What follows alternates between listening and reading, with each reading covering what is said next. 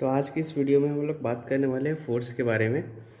जैसे कि फोर्स के बारे में हम लोग कुछ ओवरव्यू ले लेते हैं कि जैसे कि डेफिनेशन क्या है फोर्स का फार्मूला क्या है, फोर्स के डायमेंशन फार्मूलाज क्या हैं, फोर्स के एसआई यूनिट क्या है, बेस एसआई यूनिट क्या है, और फोर्स को हम और अच्छी तरीके से कहाँ से समझ सकते हैं, इन सब की जानकारी हम इस वीडियो में जानने वाले हैं। तो पूरी जानकारी लेने के लिए आखिर तक बने रहिएगा। तो आइए हम स्टार्ट करते हैं कि व्हाट इज़ फोर्स। डेफिनेशन के बारे में जैसे हम लोग जानते हैं कि फोर्स इज एन एक्शन।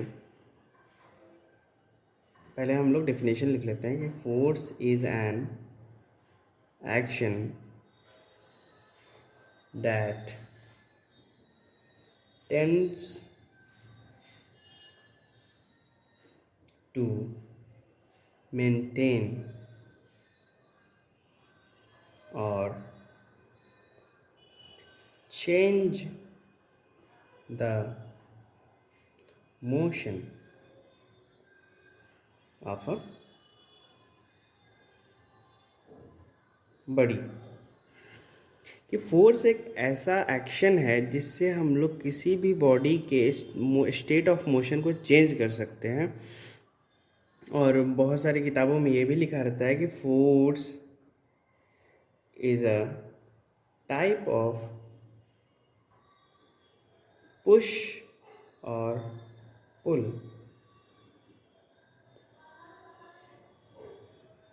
अगर हमारी जो बॉडी है वो एक रिजिड बॉडी है तो क्या हो सकता है किस और इसके पास कुछ मास है। रिजिड बॉडी मतलब रिजिड बॉडी एक ऐसा बॉडी होता है जिसका कोई भी शेप साइज स्ट्रक्चर चेंज कभी भी नहीं हो पाएगा, ठीक है। उसको हम लोग क्या बोलते हैं, रिजिड बॉडी कहते हैं।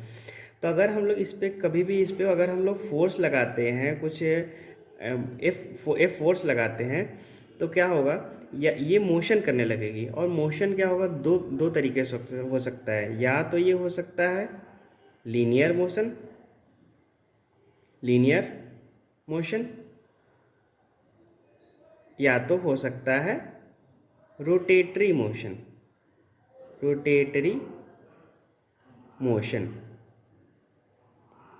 लीनियर मोशन हमारा तब होता है जब कोई बॉडी फ्री है मीन्स वो कहीं से जुड़ी हुई नहीं है, कोई भी पाइवोट नहीं है, कहीं से लिंक से अटैच्ड नहीं है। तो अगर हम लोग उस बॉडी पे फोर्स लगाते हैं तो वो लीनियर मोशन करती है, या ट्रांसलेशन मोशन करती है।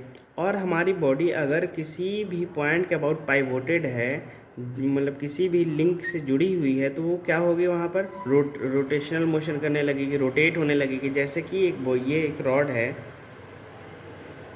और इस पॉइंट के अबाउट हमारा पाइवोटेड है। क्या है, पाइवोटेड। तो क्या होगी ये, अगर हम लोग यहाँ पर एक फोर्स लगाते हैं तो ये क्या होगी कि इस डायरेक्शन में मूव करने लगी, रोटेट करने लगेगी।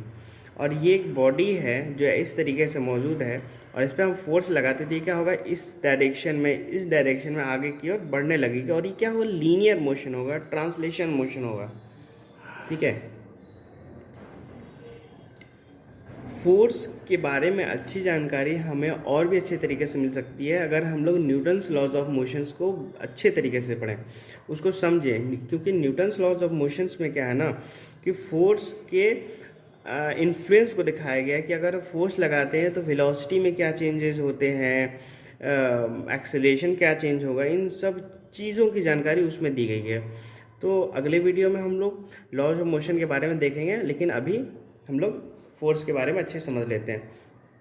तो जैसे कि हम लोग ये देख रहे हैं कि ये हमारा एक यहाँ ब्लॉक है जो कि मान लेते हैं कि इसका कोई मास है m, और ये एक बंदा है जो चोमू है। तो ये चोमू क्या कर रहा है कि इस बॉक्स को ना पुश कर रहा है, ठीक है। अब कोई बोलेगा कि शायद पुल कर रहा है, तो ठीक है, पुल भी कर सकते हैं, चलो हम लोग पुश करते हैं, ठीक है। तो ये कुछ फोर्स लगा रहा है, यहाँ पर कुछ अमाउंट ऑफ फोर्स लगा रहा है और ये बॉडी को पुश कर रहा है। तो क्या होगी ना कि पहले तो ये बॉडी मान लेते हैं कि रेस्ट में है, u = 0 है। लेकिन जैसे जैसे ये फोर्स लगा रहा है तो ये बॉडी कुछ आगे की ओर मूव करने लगेगी, और आगे की ओर मूव करने लगेगी तो मान लेते हैं कि यहाँ पर इस बॉडी का जो स्पीड है वो u1 है, यहाँ आगे जाके u2 हुआ, यहाँ आगे जाके u3 हुआ, और ये फाइनली कुछ v स्पीड तक पहुँच गया।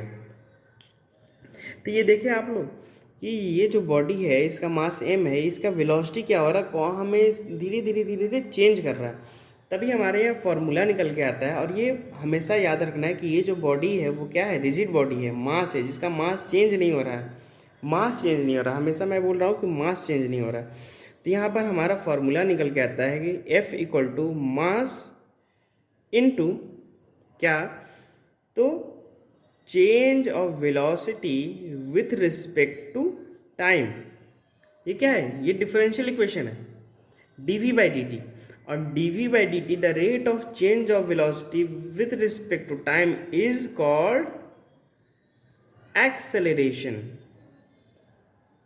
एक्सेलरेशन। तो यहाँ पर हमारा एक बेहतरीन सा फॉर्मूला निकल के आता है, जिसे हम लोग कहते हैं F equal to mass into acceleration, जो कि न्यूटन्स का सेकेंड लॉ है, न्यूटन्स का सेकेंड लॉ है। इन सभी लॉज की जानकारी हम लोग अगले वीडियो में देने वाले हैं, तो आप लोगों से अनुरोध है कि अगले वीडियो को भी अच्छे से देखें ताकि आपको फोर्स के बारे में अच्छी जानकारी मिल सके। तो क्या होगा यहाँ पे, force equal to mass into acceleration. अब कोई हमसे पूछे कि सर SI यूनिट क्या होता है, फोर्स का SI यूनिट क्या होता है, तो हम लोग जानते हैं कि फोर्स का SI यूनिट क्या होता है, न्यूटन होता है। क्या होता है, न्यूटन। तो न्यूटन ही क्यों होता है, क्योंकि सर आइजैक न्यूटन जो थे हमारे, सर आइजैक न्यूटन, उन्होंने क्या किया था, फोर्स के बारे में जानकारी दी थी। तो इन्होंने कहा कि चलो ठीक है भाई, अगर हम जानकारी दिए तो हम ही फार्मूला निकाल लेते हैं, और हम फार्मूला निकाल देते हैं तो ऐसा यूनिट भी भाई मेरा ही नाम से रहेगा। तो इन्होंने बोला कि चलो, और इसको डिनोट किससे करते हैं, तो कैपिटल N से डिनोट करते हैं न्यूटन को। ये हमारा क्या हो गया, SI यूनिट हो गया। अब कोई बोले कि बेस SI यूनिट क्या है, बेस SI यूनिट मीन्स इसका मतलब यूनिट क्या है, kg ये वाला। तो हम लोग क्या करते हैं, निकालने का बहुत ही आसान तरीका है कि हम लोग कभी भी फार्मूला को लिखेंगे और यहाँ आप लिखेंगे फोर्स इक्वल टू क्या है भाई, तो पहले फार्मूला लिखेंगे force equal to mass into acceleration. तो यहाँ पर आप ध्यान दीजिए कि मास को क्या लिख सकते हैं हम लोग, के। तो यहाँ पर क्या है, फोर्स इक्वल टू क्या है, मास इंटू एक्सेलरेशन। मास को क्या लिख सकते हैं, kg, और ये एक्सेलरेशन क्या लिख सकते हैं, मीटर पर सेकेंड स्क्वायर। तो ये हमारा निकल के SI यूनिट आ गया बेस का। अब हम लोग डायमेंशनल फार्मूला पे आते हैं। चूँकि अभी कुछ तकनीकी खराबी के कारण हमारा वीडियो ऑटोमेटिकली क्लोज हो गया था, तो हम लोगों ने फिर से रिज्यूम कर लिया।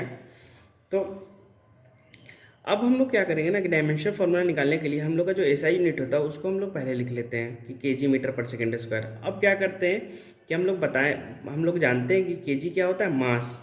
kg किसमें, kg का जो मेन होता है वो क्या होता है, मास होता है। और मास को क्या लिख सकते हैं हम लोग डायमेंशनल फार्मूला में, कैपिटल M। देन अगेन हम लोग देखेंगे मीटर है, मीटर क्या होता है, लेंथ होता है, लेंथ को क्या लिख सकते हैं, कैपिटल L। सेकेंड क्या होता है, टाइम होता है, टाइम को क्या लिख सकते हैं लोग, कैपिटल T। तो कैपिटल T का स्क्वायर हो गया ये, ठीक है। तो यहाँ से हम लोग का फार्मूला निकल के आता है, डायमेंशनल फार्मूला MLT-2। ओके, सो आज के इस वीडियो में हम लोग बस इतना ही देखेंगे। अगर आप लोगों को ये वीडियो अच्छा लगा तो लाइक और शेयर करें, और जो नीचे लाल कलर का आपको सब्सक्राइब बटन दिख रहा है उसे दबा दें, ताकि अगले वीडियो की आने वाली जानकारी सबसे पहले आपके पास पहुंचे, है कि नहीं भाई। तो आप लोग से अनुरोध है कि अगला वीडियो भी ज़रूर देखें, ताकि आप लोगों के लिए बहुत ही ज़्यादा हेल्पफुल होने वाला है। और please support my channel. Okay, thank you.